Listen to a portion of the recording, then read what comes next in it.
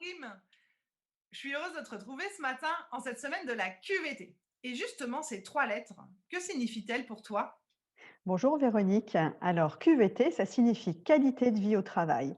T'imagines bien, baby-foot, machine à café, les tableaux, de beaux tableaux sur les murs. Enfin, ça, c'est la partie émergée de l'iceberg et ce à quoi tout le monde pense en premier.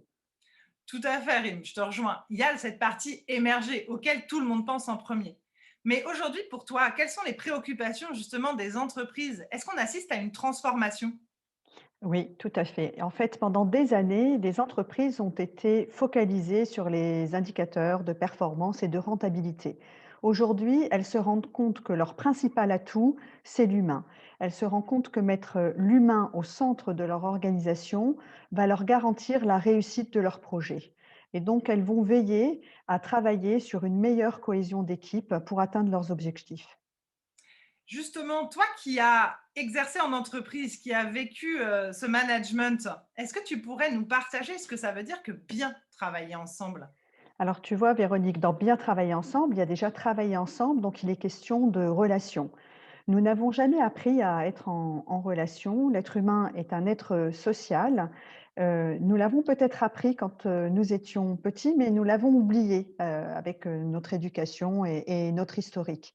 Donc, bien travailler ensemble, c'est apprendre à avoir de bonnes qualités de relations au travail. Je te remercie, mais du coup, par rapport à la crise actuelle, hein, est-ce que ça rebat les cartes? Oui, totalement. En fait, la crise sanitaire n'a pas permis aux uns et aux autres de se rencontrer. Les relations ont été distendues et les hommes et les femmes, bien sûr, ont été privés du principal carburant qui leur est nécessaire à leur motivation et à leur implication, c'est-à-dire le lien.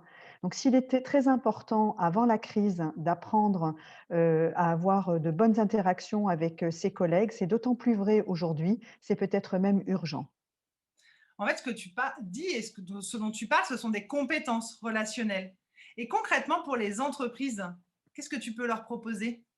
Alors en fait, quand j'interviens en entreprise, je leur, transmets les principes de la qualité relationnelle. C'est-à-dire que, je vais leur apprendre à déceler, quelle est la dynamique, des conflits. Je vais leur donner des outils, une posture et des techniques, pour apprendre à communiquer avec l'autre, plus sereinement. Connaître ce qui se passe en soi est très important pour comprendre ce qui se passe, chez les autres.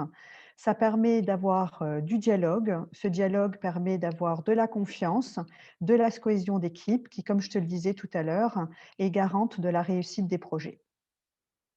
Je te remercie, Rim. En fait, cette qualité relationnelle et cette qualité des relations, c'est la partie immergée de l'iceberg, celle qu'on ne voit pas et qui est pourtant essentielle. Exactement, Véronique. C'est tout à fait ça.